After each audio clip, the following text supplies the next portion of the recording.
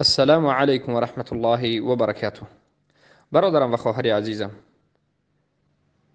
تقبل الله منا و منکم صالح الاعمال. الله رب العزة و الجلال عملهای صالح انجام داده ما را قبول نماید و عید فطر به هر یک شما مبارک باشد.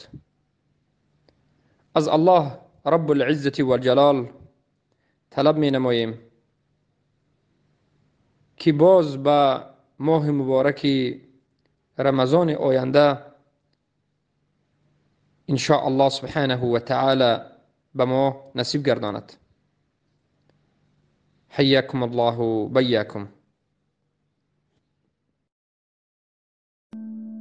بذكر الله ترتاح القلوب وتنزاح المتاعب والكروب وتنزل رحمة الغفار غيثا به تمحى المعاصي والذنوب وتنفتح البصائر بعد غين فتنكشف الغياهب والغيوب وينسى ظلم من ظلموا وتشفى جراح في الفؤاد لها ندوب وتطوى ذكريات كالحات لها في الصدر إن نشرات نعيب.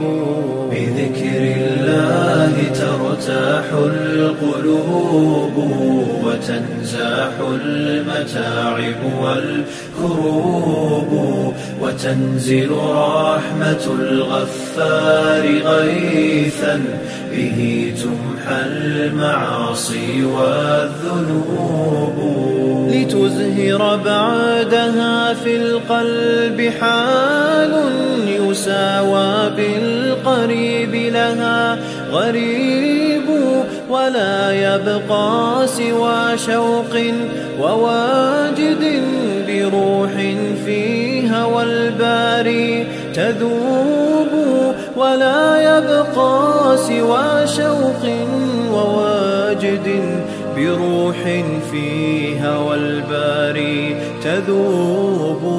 بذكر الله ترتاح القلوب وتنزاح المتاعب والكروب وتنزل رحمة الغفار غيثا به تمحى المعاصي والذنوب